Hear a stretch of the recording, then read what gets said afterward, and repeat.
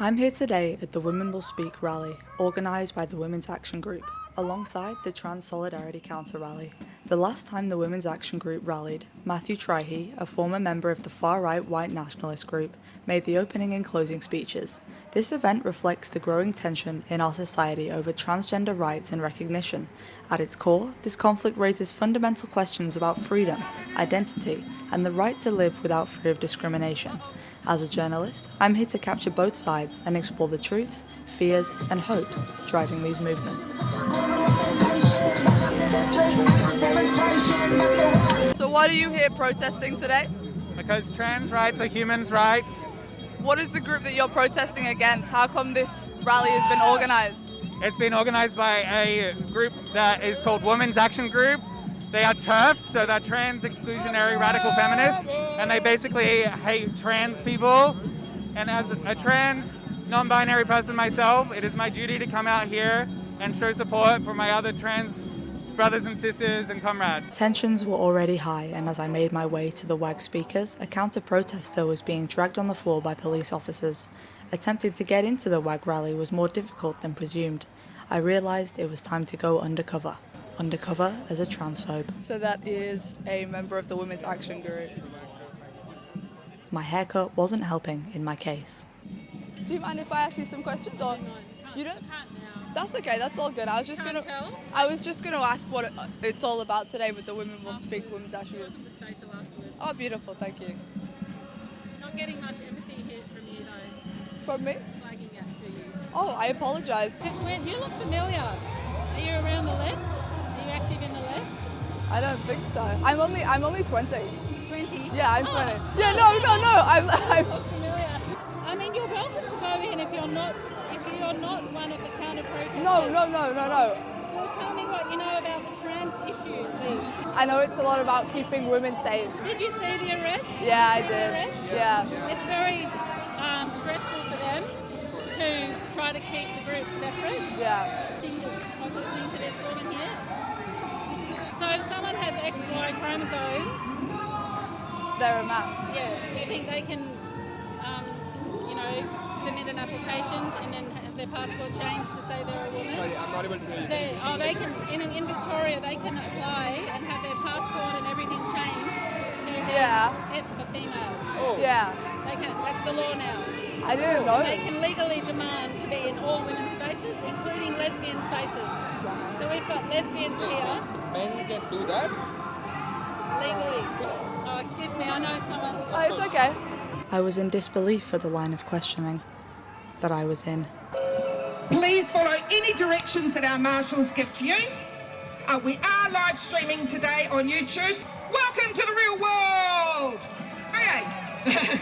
This is Tim Wilms, founder of The Unshackled, a far-right news outlet. Wilms is deeply connected to far-right extremism. His presence at this rally highlights the troubling overlap between transphobia and far-right ideologies in Australia. Hi everyone, I'm Bev MacArthur, the member for Western Victoria Region. I'm very proud to be here to support your rally. The Labor Party, this Labor government, none of them will confirm the definition of a woman. It's a disgrace. I'm Bev MacArthur, the member for Western Victoria Region, an upper house member in the state parliament. What party are you in? What party? Liberal Party. Liberal Party. And what is it that you're doing here today? I'm here to stand up for women's rights. I think it's appalling that we even have to be here to make sure that women have a safe place. I'm opposed to the transitioning of minors and the medical and chemical abuse of children that's going on in this state. And what about with men? There have been maybe 56 or 57 women killed this year in Australia. What are you doing anything about the violence against women from men as well? Well, absolutely. And the last place we need men who are violent is in women's prisons. We don't need them in refuges. We need to have very strict laws about how women are treated, especially by men. 331 men taking part in 60, that's 60 women's categories. These These disgraceful stats will continue to increase. Meanwhile, men's sports are not being impacted in the same way by women. Hashtag Save Women's Sports. My name is Michelle Odiato. I am co-founder of Women's Action Group, and our event is Women Will Speak, and we hold these events because we believe in freedom of expression, freedom of assembly and freedom of association for all, even them. What we don't agree with is violence, but we're here because we promote women's rights and child safeguarding. I heard that you had a rally in March, and I know that a guy turned up that you guys said that you weren't associated with, That's the white right, nationalist one. Do you worry that people will still associate that with white?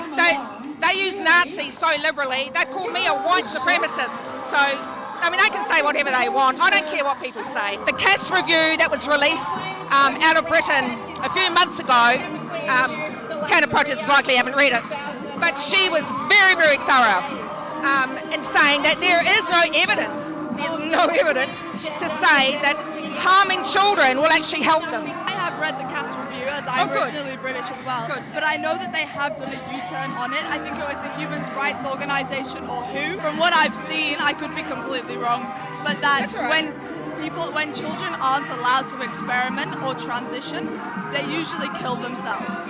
And what I've been told, evidence for that. No evidence for that. No. That's what the Cass review confirmed. There's no dead bodies here in Melbourne. You know what I mean? There's just none. Despite the claims made by the co-founder, the reality is starkly different. Numerous studies have shown that denying transgender youth access to gender-affirming care significantly increases the risk of depression, anxiety, and suicide. In fact, research consistently shows that transgender youth who are supported in their transition have much better mental health outcomes. The statement that there are no dead bodies in Melbourne dismisses the real and tragic consequences that such denial of care can have on vulnerable young people. My name's Carol, and I'm a spokesperson for Lesbian Action Group. Why are you here at this protest today regarding trans women being in lesbian spaces and identifying as lesbians? Basically, I don't believe that human beings can change sex. It's not up to me to say who they are. They are who they are, but in my definition of lesbian, and I think in most lesbians' definition, they're not. There's nothing wrong, I don't think, with exposing kids to it. But that's different to teaching them it. But what I can see is happening in schools at the moment is indoctrination, pure and simple. And what is it that's happening in schools at the moment?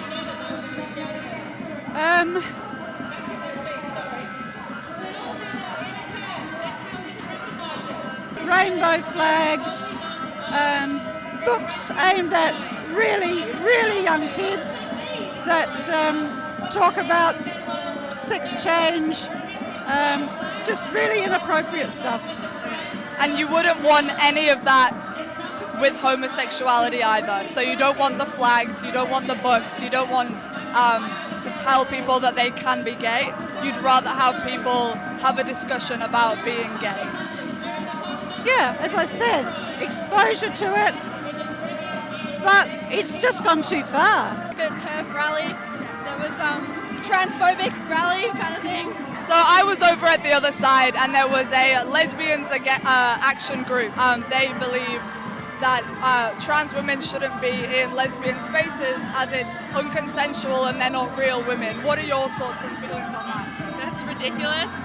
As lesbians, I've never ever had that as an issue. The only time I've ever felt unsafe is around transphobes, and also fascist movements like that are not going to stop at trans people. So if you're a lesbian, like, you're next. What do you think about children being able to transition? I think it sounds great. I think they should be able to stop getting in other people's business. Like, if it doesn't concern you, leave it to parents and doctors, and like, why are you a random person on the street trying to control some random child's body? Yeah. Also, like, gender-affirming healthcare, like, saves people's lives and stuff, so it's really important. I had on the other side people saying that it doesn't save lives and there's no statistics for it, and people detransitioning. What are your thoughts on that? I mean, look, I don't have like a big list of statistics and evidence at the moment, but I mean, I think it's a pretty well documented thing that like trans people have a lot higher like suicide rates and stuff, and not being accepted is a big part of that. And also I think they're really obsessed with talking to detransitioners, but like I think that's quite a minority of people. There's a much lower regret rate for any trans surgeries or anything than for like all other surgeries. If you have a knee replacement, you're much more likely to regret that than if you have gender affirming care. So I think that they're barking up the wrong tree. So what is it that you're doing here today at this rally? I then spoke with a man who identified as a climate change denier. It quickly became clear that neither of us knew what he was doing at this rally.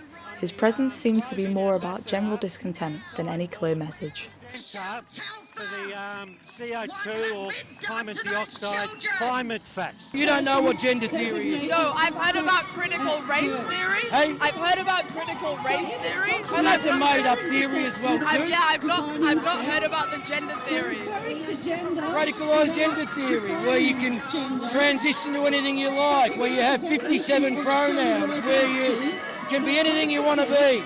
It's dangerous, and it's being taught to children, and it's confusing young minds.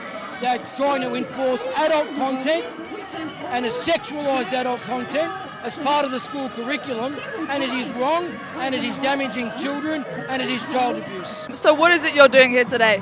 I'm just representing trans people as well, or all women, yeah. Beautiful. So I was over on the other side asking those some questions, and they had points on how they're indoctrinating children. What are your beliefs on that? No, I think they're not indoctrinated at all. Like, kids find their own way one way or another. They know it before, they know what's happening inside before they see what's happening outside. And I have that experience growing up in Central Queensland in the 80s, 90s. Like, we never got exposed to stuff like that. And a friend of mine who we always, because we didn't know about any of that, we always referred to them as a lesbian trapped in a man's body. And it was the ongoing joke for a very long time. And it wasn't until they were 30 they came out as trans, and I was like, yeah, and it wasn't a shock. But I can say what they described was releasing a clenched fist. Then, why are you so passionate to be here, and what do you hope to achieve from this? Oh, I mean, women's rights under the new legislations are being eroded. Which legislation is that? Well, the government legislation where now men can become women. What do you think the biggest threat is? And if it's trans women, would that mean that the biggest threat is men? It's not so much. Look, what people choose to do with their everyday life is up to them. You know, like trans women or men or whoever, they're not really a threat at all. What are your views on homosexuality? Because I know that some people will argue, is it not the same thing? If people want to be gay, that's up to them. You can pretend as much as you want, but two men or two women can't make a baby, can they? Nature defines what's normal. What were you doing here today at the rally? I'm just supporting friends who are trans, who are like fluid people. Just not really impressed with the other side, to be honest. I mean, people need to be able to exist as they are. That fucking pissed me off. What's your beliefs on children transitioning and medical and surgical procedures like that? I think if it's none of their business, to be fucking honest. Like, the only people concerned is the child and the parents and whoever supports them. Outside of that circle, get fucked. As far as indoctrination goes, like, who really does that? Like, in this society, you wouldn't get that in a school. People would not be, I mean, you'd be legally fucked up if you tried to do that. So I don't believe that kids are being indoctrinated at all. If a woman says she's a woman, that's it. I was a bit pissed off, especially particularly during the Olympics with Imam Khalifa, because white feminists tend to create this space for themselves, and that discomfort, the idea of a brown woman who is so powerful, who destroyed another white woman in 46 seconds, probably fucking hurt their ego more than the fact that, you know, she's, you know, could be. A fantastic day to be a TERF. As a journalist, I'm supposed to remain unbiased, showing both sides, letting the viewer make their decision. As the world is becoming more and more prone to misinformation, as more and more people have access to platforms and audiences, I don't feel as though it would be ethical to remain unbiased. With the mounds of evidence showing that transitioning is the way to cure gender dysphoria, that it keeps people alive, I cannot idly share these interviews without the facts. It's hilarious just how the mere 20 people who had come for the Women's Action Group rally didn't have much in common. Our climate change denier, our homophobe, our lesbian action group, and our member of parliament. The only thing that they could really relate with was their anger which stems from fear. Fear of not being seen and heard. Fear of the unknown. Of course you'd be angry if you thought your children were being indoctrinated, but again, in this day and age, where a quick Google search can satisfy your fears, it just seems like these people want to be angry. On the opposing side, love is spread. Acceptance, music, joy. Does that not speak volumes to you? The facts are already there. People just don't want to listen.